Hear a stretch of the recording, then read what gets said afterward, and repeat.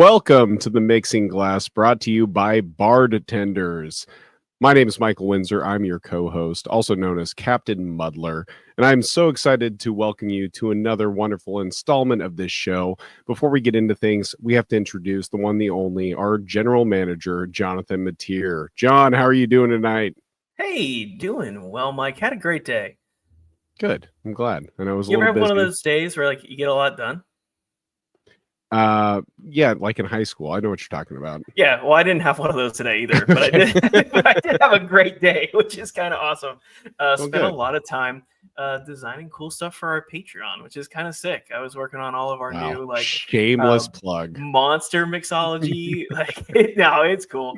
All the monster mixology, the homebrewed artifacts. Dale sent me a bunch of stuff, and I've been plugging away. And yeah, the Beer Wolf. Excited. Yeah, I love it. I do like that you schedule these mixing glasses like the night after an actual Tale in the Telling episode. It might get weird because there might be some times in the future where I'm a little, peeved off at you, and I'm gonna have to figure out how to process that emotionally. You're gonna be a little spicy, but if you don't see me for 24 hours, you get lonely. So okay, all right. Well, enough of that banter. We've got a great guest tonight. Did you know that, Jonathan? I do. I invited him. It's kind of crazy. No, I'm not sure about that. I don't know if actually, if I remember correctly, you forgot to send him a reminder at 7 a.m. this morning, like you said you would. There it is. There's the other shoe. Thank you. So tonight we're going to be talking to Austin Foster. Austin Foster is the founder of Sioux City Distilling Company. He's an IT geek turned cocktail slinger that has been working in and around the beverage industry for 16 plus years.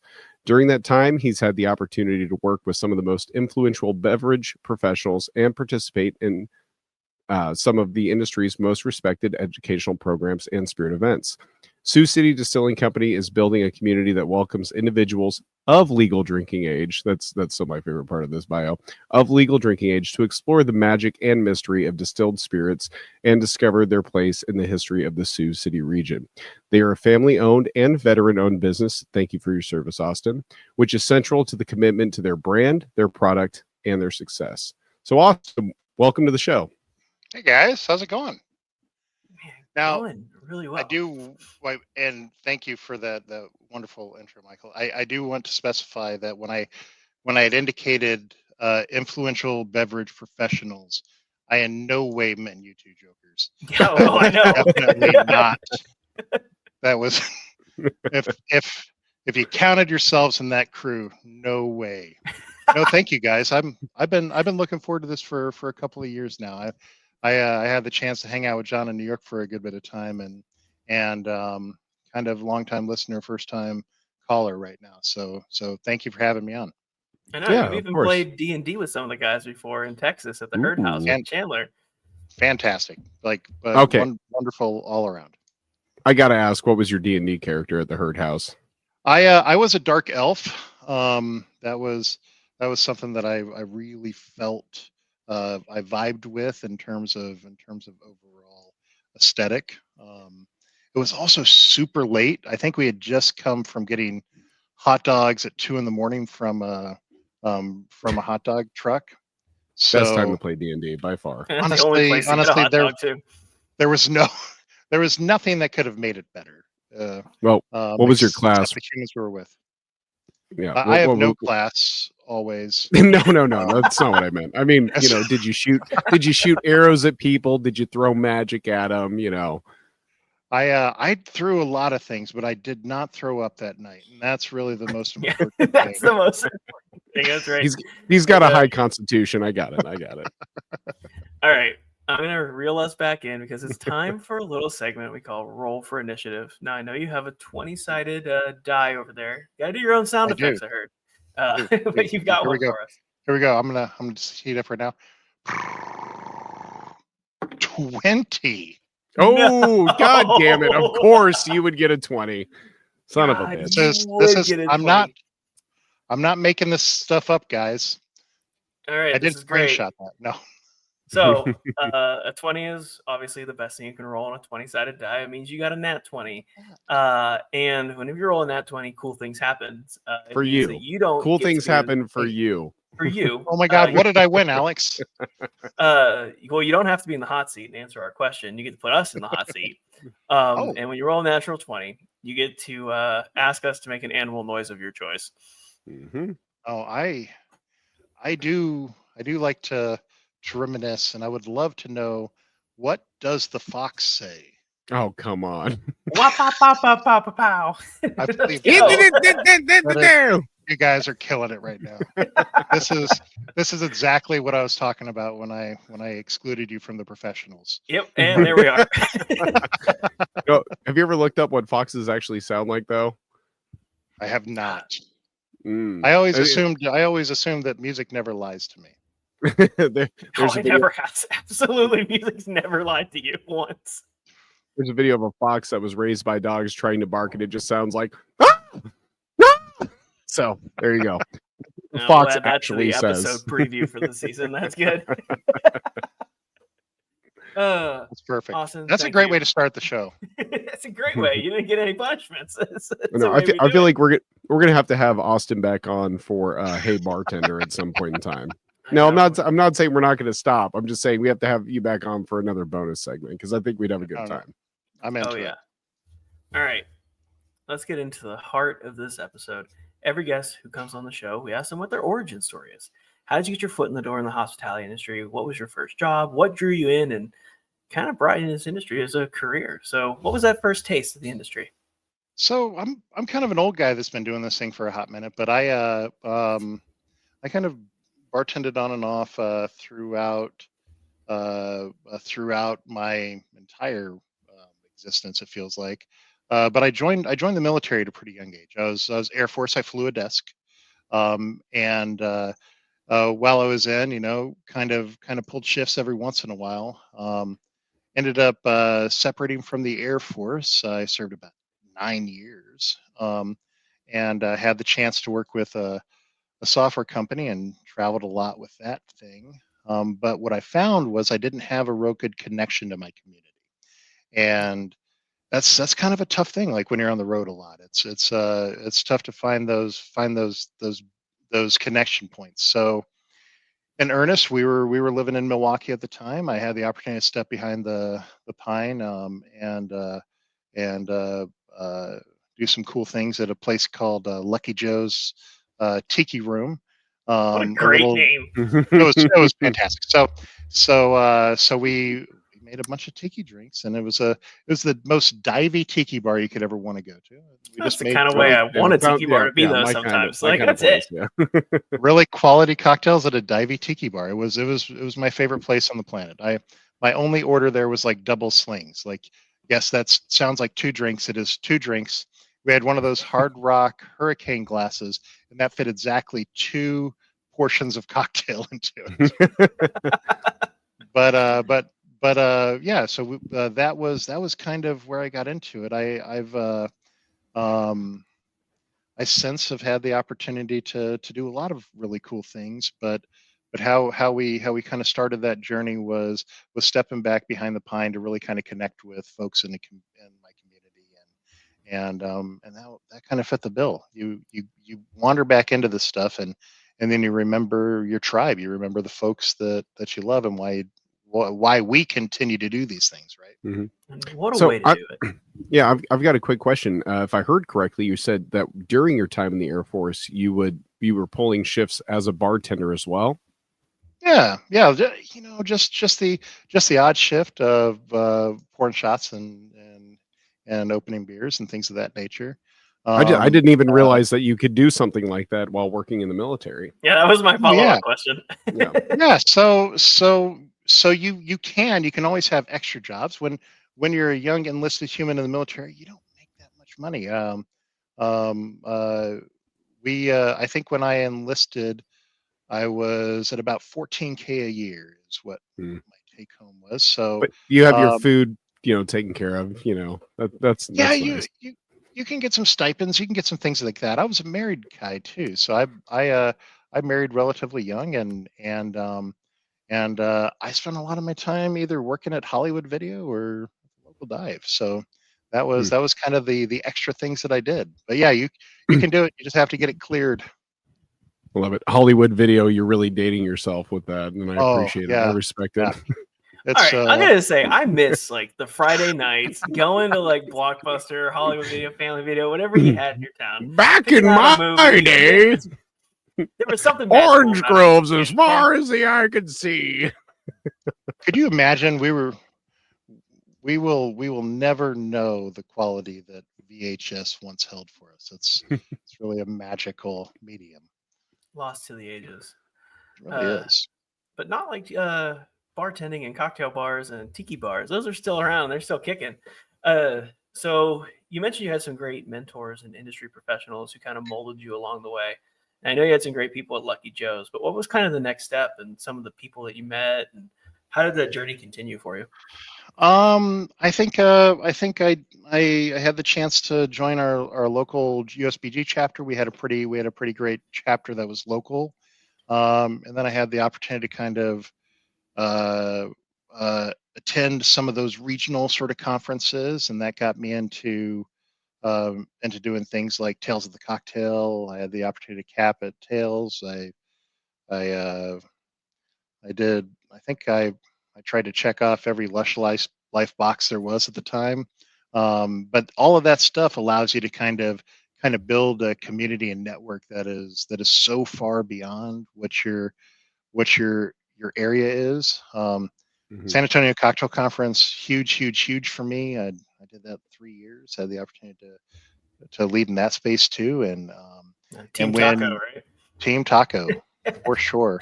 I mean, but you find all of these things that are kind of humans like us that just want to do dope stuff, and then you get the chance to sign up, and you build those connects and those homies, and that those are kind of the next steps. I mean, it's so funny how that stuff kind of snowballs, and it though is iterative. It takes time. You kind of build, you fast track a lot of that stuff when you get to connect with them. I mean, shoot, I think about you and I, John.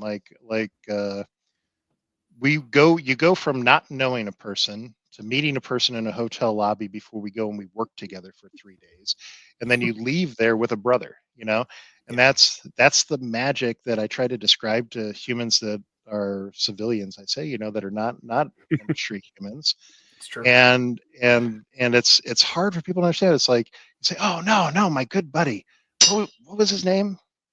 You know, and and people don't understand. Well, if he's your good buddy, no, you don't understand. Like we have shared trauma. It's a thing. It's true. We all do. And like, yeah, like other like professions and stuff have that, but they don't have a way of like, I won't speak broadly. I haven't done other things, right? But to my knowledge, they don't have a way to connect the same way that we do. They don't have these opportunities to go to whiskey camp for a week in Kentucky. They're not doing Right. that. They're not bonding. They're not spending Keep- time after hours. They'll go to a conference and they go to a hotel room after a couple drinks, Yeah. go to bed. But we all hang out, all the time, and it's It's magical. it's really is. It's such a unique industry that we get to. It's a strange fraternity that we have, and connection that we all have, and I love it. I mean, that's the stuff that kind of fuels you to continue in it, because it is kind of shared trauma, right? We do take a few licks when we're behind the stick, and it's always cool to see another person that just knows. You're just like, oh yeah, that human knows. The silent language. You've got you've got 3 people deep and 12 tickets up. It's like, holy crap. They call that a bartender's can't, John. Oh If you yeah, didn't yeah. Oh know. yeah, that's true. That's true. Our secret language. Austin, I do have to ask you about your secret superpower, and I don't even know if you know that you have this superpower. But you are the only person I know who is able to get to all the cool bars, try them out in every single city, get the drinks before every other bartender at the conference. How do you do it? How do you find the bars? How do you find the time? Like you always have the details. I don't know, man. I love the sport of it too. I mean, it's kind of cool. I am embrace the challenge of not just imbibing when we can, but seeing as many faces and humans as I can. So So how you do that at a volume, how you do that at a clip, is you have to have a strict policy of stick and move. This is one and done. Let's go. Let's bounce. We've got a crew with us. That means we've got 8 people. We can try 8 drinks. Let's get them out. Let's punish the bar. Let's tip them well, and then let's move on to the next thing.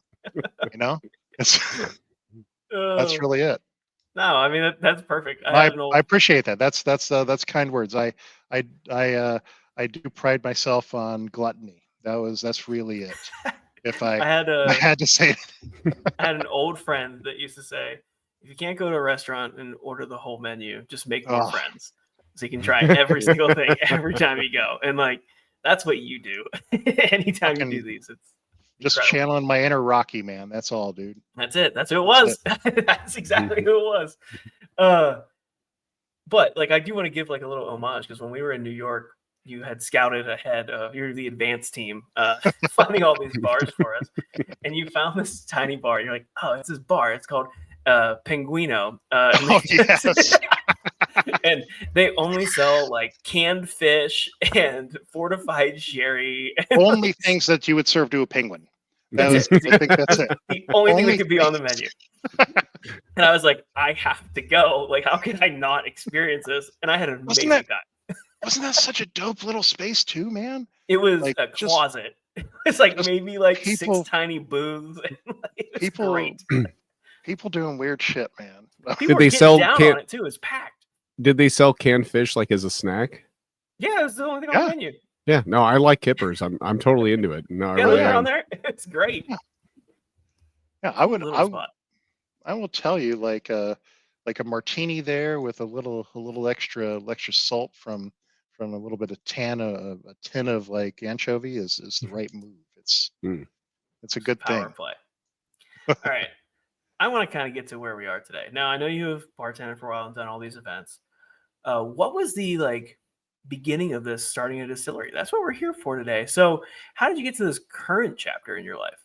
Man, I think it's that combination of uh, of tenacity and mental illness that that wants you to kind of push past. Honestly, what it is um, we get the opportunity to create, right? Many of us humans were art humans, like kind of growing up, and our art anymore is kind of creating experiences for people. And that kind of spirit of creation, that kind of set me on a course to distillation.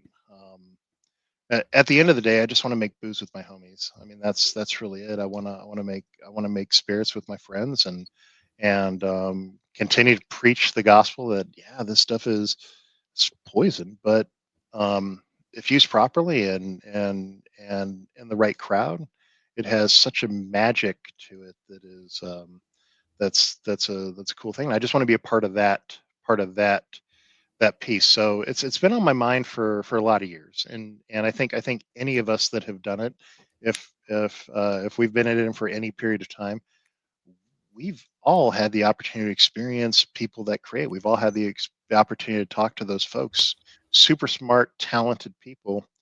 Um, Rarely do they begin as us. Rarely do they start out as bartenders. There's a Do lot they of start out chemists. with our stuff in mind? Right. I'm not going back to school to be a chemist. Dang, man.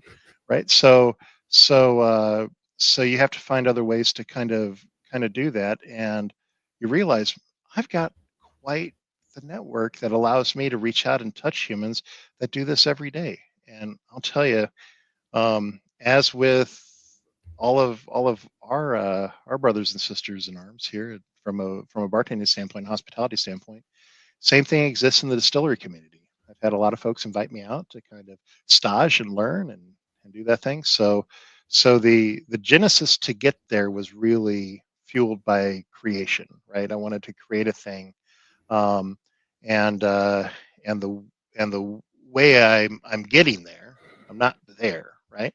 The way I'm getting there is to continuing to reach out to a larger community that is so much smarter than me, you know.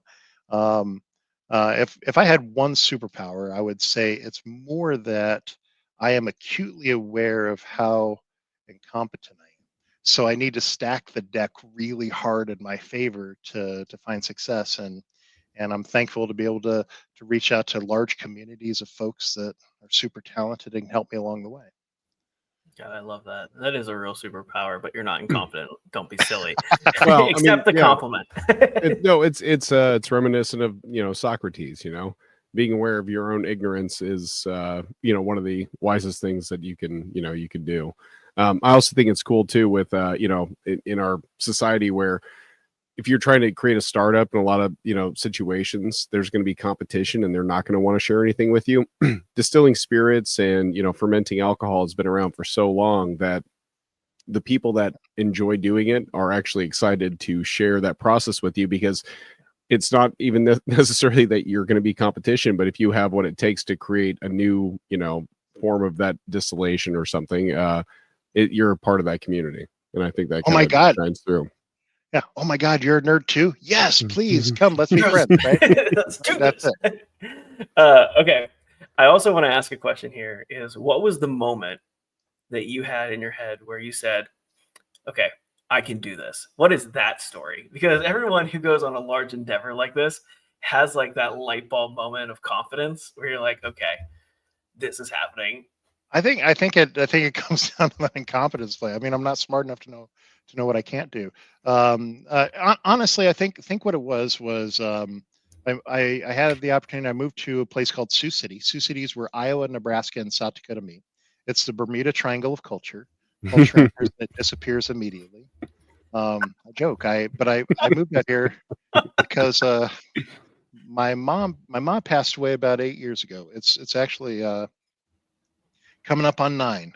Actually, it'll be 9 on January 25th. It's odd that it'd be on Burns night. So I usually enjoy a dram and a little bit of poetry and salute Ma. But they ended up in a little town in northern Iowa. And when Ma passed, Dad was trying to figure out life after Ma. I got 4 knucklehead kids. Their ages now are 25, 21, 16, and 13. But at that point, about 8.5 years ago, we said, "Hey, we got to move closer to Dad and see if we can help out there." And Dad's trying to figure out life after Ma, which was pretty hard. And I'll be honest with you, I got 4 knucklehead kids, and it doesn't hurt them one bit to throw some hay bales and help out on the farm. Agreed. I mean, learning the value of work is a pretty important thing in life. So we moved out here to Sioux City. That's where my it's cheap. It's also very cheap labor, and that's helpful. It's very nice. We don't promote child labor, Mike. No, not family. Teaching lessons. That's what I meant. I will tell you the way that I knew I could do it was because I had grown my own workforce at this point. So now farm to table workforce. That's really it. And no, I think coming out here and being in this space and understanding this community and seeing how we were able to kind of take. We were running the only fresh juice program in 90 miles for like 7 years. I mean, it's God's work out here. It's not cheap to bring in fresh citrus into the middle of the country. So we're turning our community onto their first classics, and that's a cool thing, man. It's cool when you get a chance to kind of do that. You get a chance to kind of introduce a daiquiri to humans, and it's like, oh yeah, that was really cool the first time I had a daiquiri. You're right, man. Let's relive that every day. So because of that, I found this community here, and when I started digging into the history of Sioux City, that's where I knew that I could really tell a cool story from here. I could really make an incredible product with the raw materials that we grow here, and I could do all of that stuff with my kids. So all of those things kind of coming together. Those were the things that gave me the confidence to say, "Hey, let's give it a go, man. I mean, you're not getting younger." So that was it. Yeah. So once you have that and you got everything formed, all the plans, the family's on board, which is great. What came next? Did you start going and tasting at other distilleries? Did you start looking for land right away? What was kind of the next jump? So the journey started in earnest in the heart of pandemic, right? So I kind of resigned some of my leadership roles in the IT space and doubled down on education. Went to WSET level 3, knocked that out, a bunch of other things. Everything I could taste and nose and experience and learn. Everywhere I could go and distill all of those things. But constantly on the lookout for the opportunity to tell the story about Sioux City. Every once in a while, someone would say, "Oh, Sioux City, they got Sioux City sarsaparilla," and I'm like, "Yeah, that's a cool product. It's made in New York, it's not made here. So so let's make a thing that's made here." So when I dug into the story here and all of that type of stuff, it was okay. Now let's get that ball rolling towards it. And then I found the building. I found the perfect space. It's a historic property. She's about 46,000 square feet of fun. Mm. She is built to withstand the apocalypse. The beams in the basement that hold the structure up are 14 by 16. We don't make trees like that anymore. Um, so having the cool space, having this incredibly historic city, once the 16th largest city in our nation, Hmm. to kind of feed the stories from it, those all were okay. We've got the family on board. We've got now the building. That was the next step. I had the opportunity to find the right still, the right distillation setup. Um, I've got a 250-gallon Vendome hybrid pot, and she's beautiful, and she's a rescue. Um, Does she have a name? Not yet. I haven't had a chance to fire her up yet. We're No, yeah, we're you got to get still through that we're first we're still Maiden there. voyage. You Maiden gotta voyage. you gotta know you don't know someone's temperament yet. So we're gonna get there. But yeah. So we're on the path now to do it. I do have my DSP now, which is super dope. I've Ooh, got what's number? I am 21067. It's one of those things where I think I've committed 3 numbers to my brain in my life. It's my social. I know What's that? my What's I that know number? my You shut my the mother's fuck maiden up, name, John. and then I married my high school sweetheart, which is, man, I kind of really fooled that young lady. Um, and and I remember her high school or her landline from high school. I remember Wait, that phone number like like yesterday. It's like, oh man, that's not a number that even exists anymore, but I have it committed to memory. And then this number. Like no kids' birthdays, none of that BS. It's really just that's those what three calendars are numbers. for. Yeah. Right. Yeah. So that's it. So you were kind of checking off all the boxes, and that led to Friday, which was a really important day for me.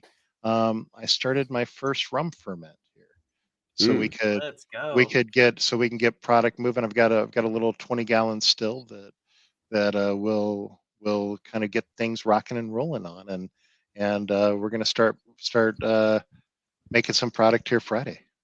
I love That's that. so I know Jonathan, you have notes and places you want to lead the conversation, but what I'm curious about is what are you distilling? And so why rum? Oh man, because I want to have a product you can't sell in my market. No, Well, no, then you're I making mean, bitters. You're making bitters. Calm down. I mean, I You're guess I already a should have step ahead. picked I should have picked up on that when you were talking about daiquiris. That's my bad. but no, I think God, man. So this was when I'm talking about the moment. I was sitting and I've had the opportunity to work on the corporate IT side of the house for a good bit of time, and had the opportunity to do some pretty big jobs in those spaces. But I was banging my head against the wall, heart of pandemic, and I was like, man, I'm kind of frustrated about some of the stuff that I've been frustrated about for my career here. 20 plus years, 25 years, why? And I came to the conclusion. I said, I just want to make pirates. That's all I want to fucking do with my life. Like, why am I messing You had around kids, here? right? You're gonna be Yeah. 4. Yeah, I'm at the point where I no longer want to be a parent. I just want to make pirates. Like, if you need a slightly used 13-year-old, I'm getting out of this business, man. This is too much. I didn't know it would last this long. It's it's taken too long. God. Austin, my goodness, my friend. Just I know we haven't met in person, but I think we'd have a good time together. How long are we aging this rum? we're gonna drink that thing as it's coming off, man. Try to keep me from drinking the heads, dude. So we're starting with rum. That's cool. Yeah. So, and it is. It's just to kind of get the chops and kind of understand the climate a little bit. We're cold here. It's cold. It was -4 this morning. And I got 46,000 square feet of building that I'm heating with effectively 3 household furnaces. So what you're saying is you're not heating it. I got. I'm not. It's cold, but I have a vault, and in this vault, it's about 4 courses of brick, and it's super cool and a little bit creepy. But like, what's cool about it is I've got some space heaters in there right now around my fermentation vessel, and we're keeping it warm and keeping my yeast happy, and then we're gonna do our first test run Friday. That's coming Friday. Oh, I love that. It's really cool to kind of be interviewing you at like the birth of all this time and effort you put into it. It's really exciting. It is. It's really neat, and I'm doing it in lockstep with my two eldest are boys, and both of them have been part of this whole thing throughout. Like, and that's a really cool and rewarding thing to kind of transition into that mode with your kids. Yeah. How is it working with family? I think it's great. I mean, the labor costs are low. The inability to quit is really there. It's the perfect situation. I don't mean to pry. Do they live with you? No. So my eldest has his own place. So you can't ground him if he quits. I gotcha. I just wanted to double check. I will say, so Evan was home. Evan is my second. Connor's my eldest. So Evan's my second, and he's 21, and he's going to school up in Brookings, so South Dakota State University. And I will say, like, every time he comes home on break, we're working. I mean, we're in here working. We're doing demo in the building right now. We just got my permit, so we can actually start building again. But we've got I do believe when he left back for school, I heard the wheels squealing. I mean, it was like, oh, time to get out of here. We got to go back to school. Can't wait. Yeah, he'll change his tune eventually. It doesn't last forever. That's great. So I'm really excited though, because like you said that you're making rum first. So many distilleries start with vodka, then they make gin, then they do flavored stuff while they wait for whiskey to age. And they're doing all these things. Right. So one, you mentioned you have heaters around your fermentation tank with yeast. Let's talk a little bit about like the nerdy stuff, the science. Like, how is the fermentation of yeast, different in Sioux City as it is to, even making rum here in Florida, where I'm from, right? So, what does that process look like?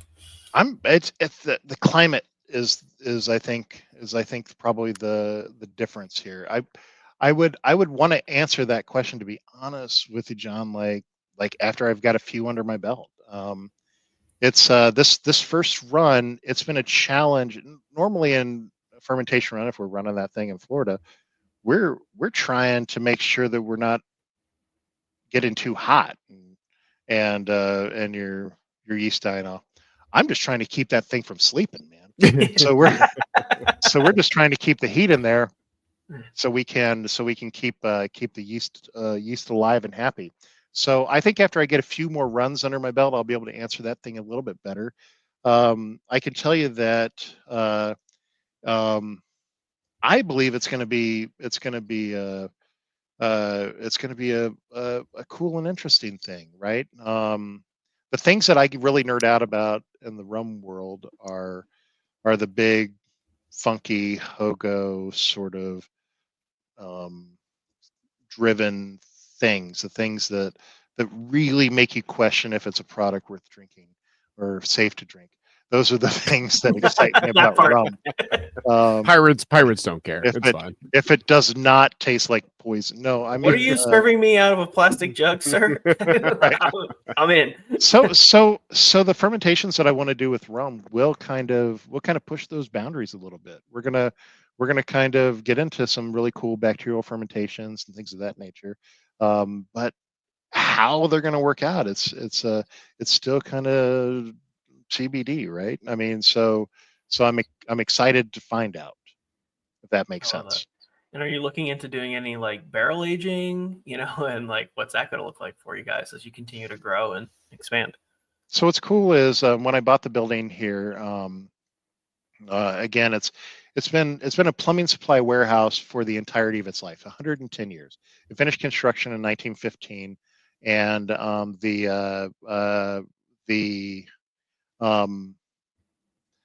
space itself occupied almost an entire city block. So Wow. I've got about a city block here, and it's a great location in my community. It's a block and a half from the Hard Rock Casino. We're 2 blocks from the Tyson Arena, which is our big music venue and sports venue. About 3 blocks from the Orpheum Theater, so where we do a lot of plays and productions and things of that nature. So the location is really neat. But on this site here, I've got the ability to kind of stand up a 90 by 60-foot pole barn that we're going to age our spirit in, and it's going to hit these negative temperatures that's super dry. But I always remind people, I would say, it's cold, but it's a dry cold out here. um, but what is also really cool is when we hit summer, it's 90 and 90% humidity here. We get Crazy, worst of both crazy things. swings.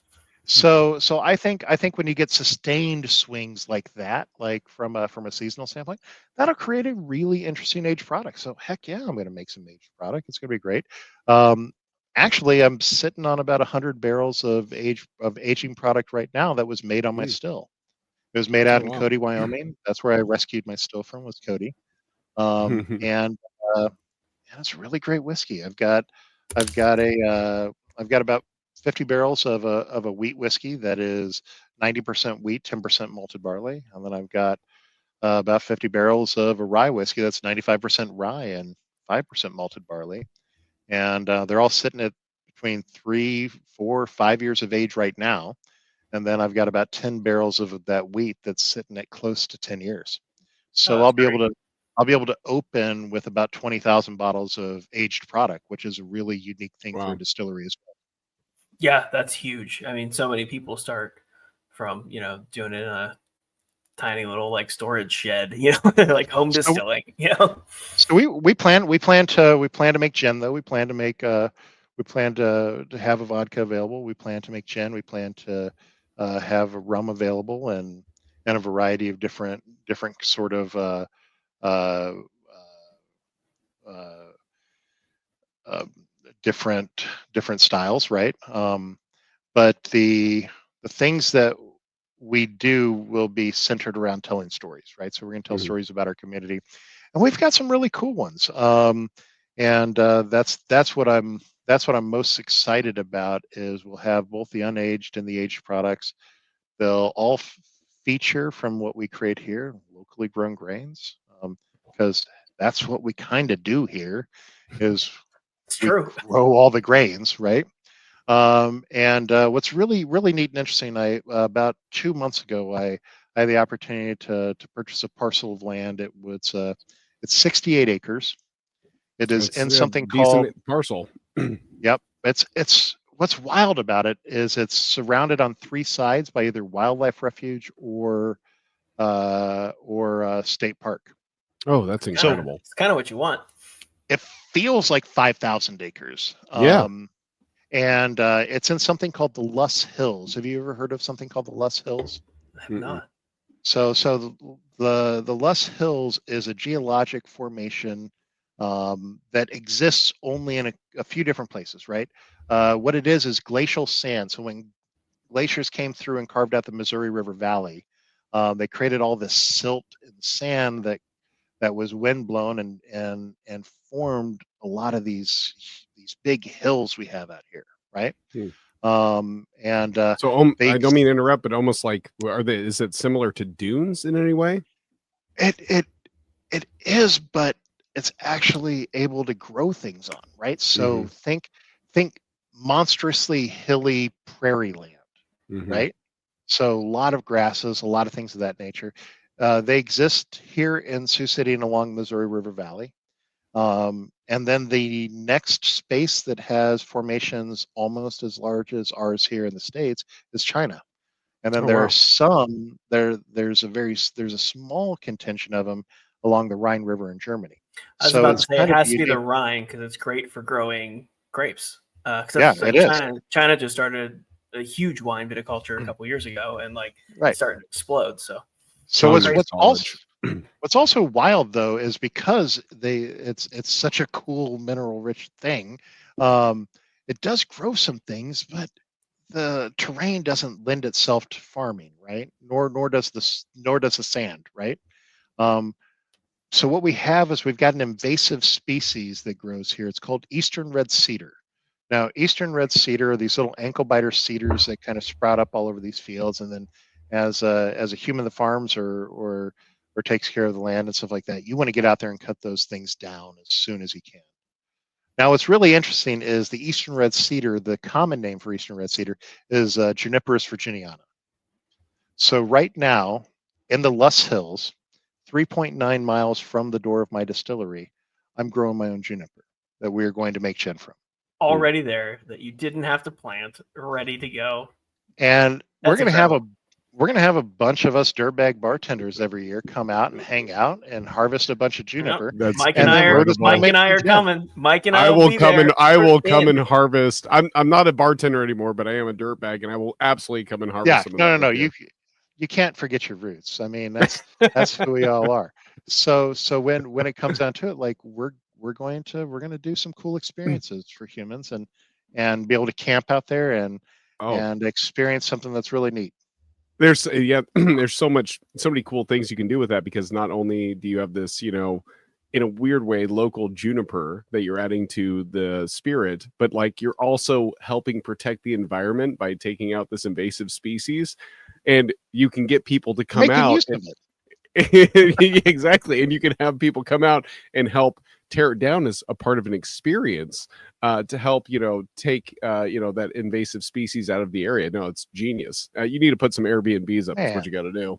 Man, it's really cool. It's cool that this parcel of land is so untouched and so expansive. So in this big space here, we're going to do a lot of things. We're obviously going to have some big event spaces. So we'll have a 350 person ballroom. We'll have a 40 to 50 person party room and another 25 person conference room. Make no mistake about it. That's what's going to keep the lights on around here while we're making spirit. Events and banquets.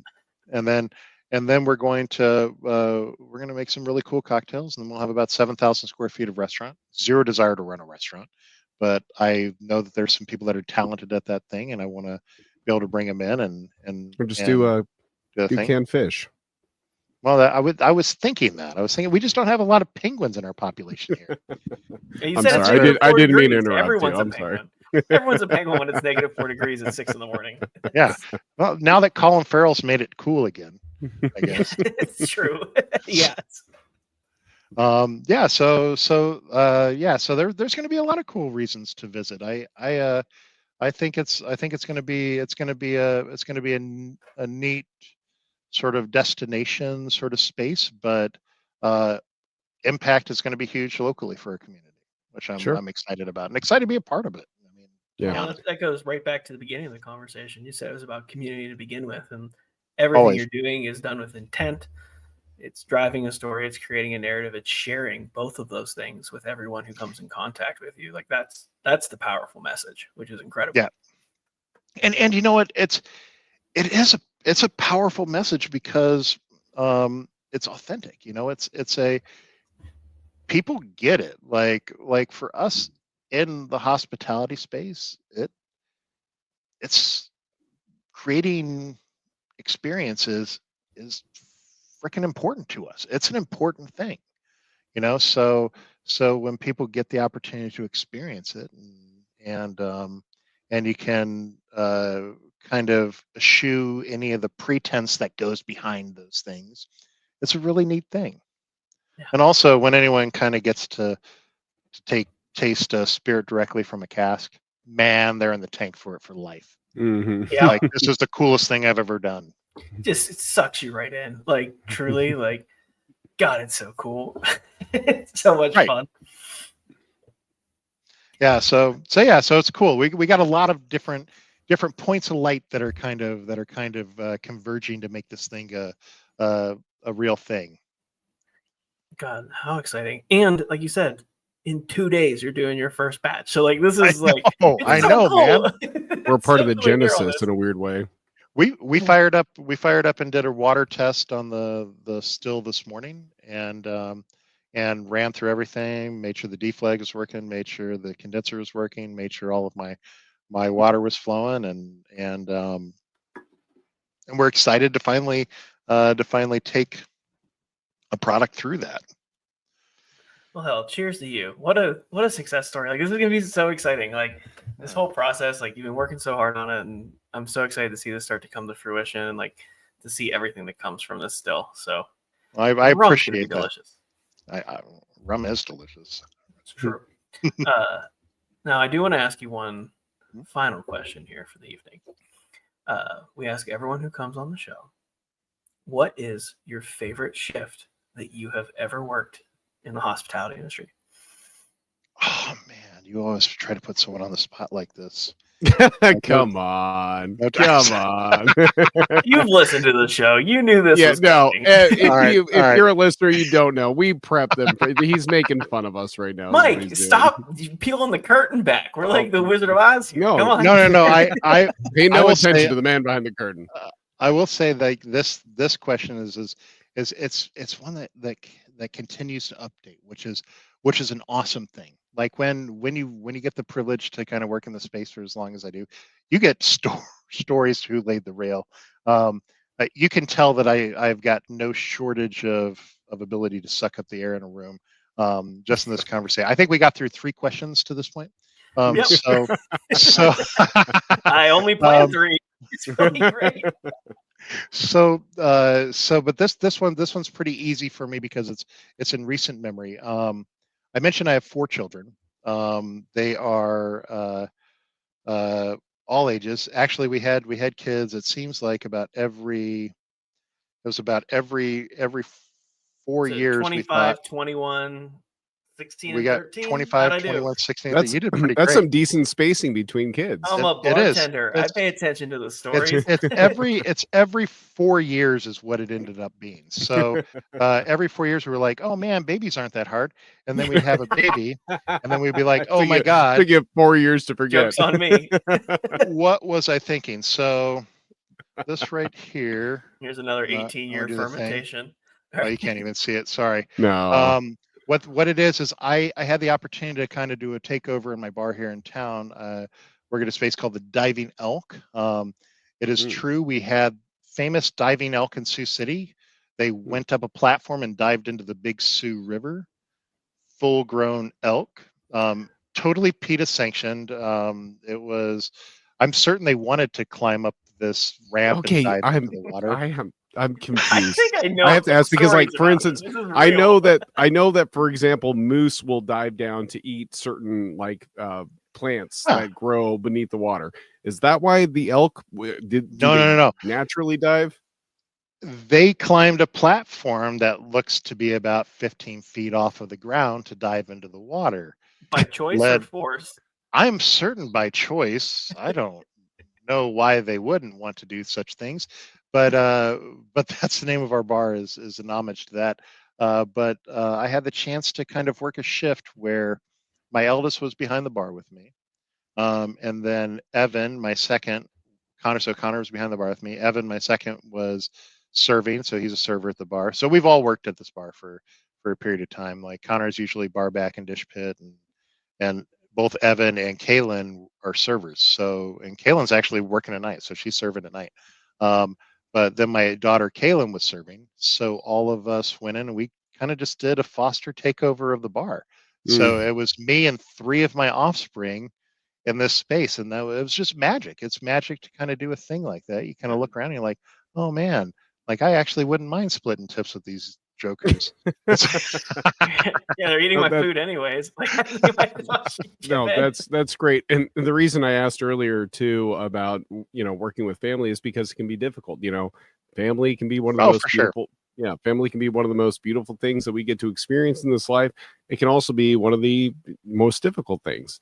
I'll say, also, not to interrupt, I just want to just touch back into that. I when kind of approaching this venture here and this space, I realized that as a leader, I never gave my children the same grace that I would give an employee. Mm-hmm. And that's a hard thing. So you have to check yourself. You have to, as kind of the person that's shepherding this thing along, step back and say, hey, what's realistic, what's fair? How do we keep these humans excited to be here every day?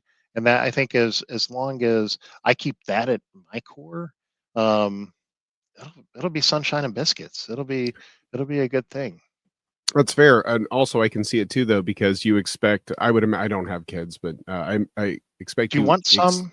You expect you mine. Yeah, that I know. You expect more from your children because you hold them to a higher standard. Which I think that's where a lot of those situations kind of go awry. Absolutely. Yeah, no, this has been a lot of fun, guys. I'm so thankful for the opportunity to kind of jump on and talk with you guys. This was a cool thing. It's an awesome way to kind of kick off my process here. So stay tuned as we're kind of growing. But I'm thankful for the time, guys. This was awesome. Yeah, absolutely. And thanks. Even though John forgot to send you that reminder this morning, we appreciate you modifying your plan. It was timed perfectly. I'm just kidding, John. I love you. No, that's fine. You got to dig me every once in a while. That's cool. It's fine. I'll get you back. I'll dig you in Texas. All right. No, don't. Please don't. All right. So, where can people find you? Where can they find the distillery, Austin? We want to do some shout outs. So, where can they start following you? So a good way to kind of keep informed is hit the website up, SiouxCityDistillingCo.com.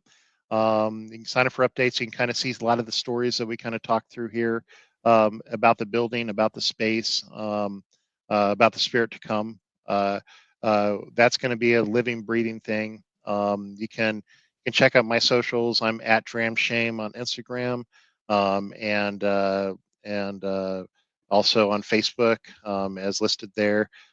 Reach out. I'm in this thing to kind of tell these stories, and then obviously the Instagram for the distillery as well, Sioux City Distilling Co.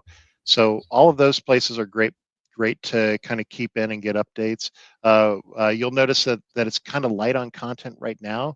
That's just because we were waiting for our build permits. Now that we've got those in place, we're gonna get this thing rocking and rolling. So I'm excited for that. But I've been kind of charting this progress every step of the way, and we're going to continue to do that. So the socials are definitely a way to keep up. We'll be ready to check it out in 48 hours to see that first batch on social media. So we're ready for it. Heck yeah. Incredible. Heck yeah. Mike, any shout outs for you today? So I don't always do this, but I do want to shout out the Bartender Rant podcast, only because Austin, I would actually really love for you to come on to that show. I would love it. Only because I love that I know it's because of your relationship with John, but I love that you came on busting our balls. That's like, it just made me feel comfortable immediately. So I'm just saying, I'd love for you to come on that show. Those it's a little bit hurt. It's okay. Hurt me as much as you want. It's all right. But Yeah, that's do you usually charge for that, Mike? well, What a service it's you're in the providing. I'll send you the contract. It's okay. It's fair. It's fair exchange. But the BRP, we'd love to run you through the gauntlet at some point in time, Austin. Oh, I'd love it. So Can't wait to roll 20s perfectly every time. I've got the No, app set. we're not nerds over there. We don't play any nerdy dice board games. Come on, man. Yeah, ooh, gross. Who would do that? It's me. It's me and All right, Mike. John, do you have any shout outs that you'd like to share with us tonight? Mike, I've always got a shout out. First one, I'm gonna just throw it right at Austin right out of the gate too, because there are so many people in their lives that talk about wanting to own bars and restaurants and open a distillery, and you're doing it. So, like, shout out to you for having a vision, following through with it, and providing for your family, your community, everyone around you, being an inspiration for people that want to do these things in the future, and knowing that someone who might not have a chemistry degree can do this by leaning on their community around them. Like, that's incredible, and it's such a great story. So you gotta shout out you. Like, Thank you. Thank you for that. Appreciate Love that. That's very cool. And also, Mike, I do have a favorite podcast. What is it? It's not the Bartender Rant podcast. That's my second favorite podcast. Oh, You're welcome. My first, it's not. I'm just making you feel better. Fuck you. It's in my top five. Show me your Spotify Wrapped. I want to see it. You made my top five. I'll take it. I'll take it.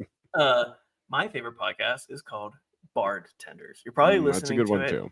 right now. You can check us out on social media at Bardtenders. You can check out our website at www.bardtender.com. We have amazing resources for mental health, physical wellness, on-the-job education.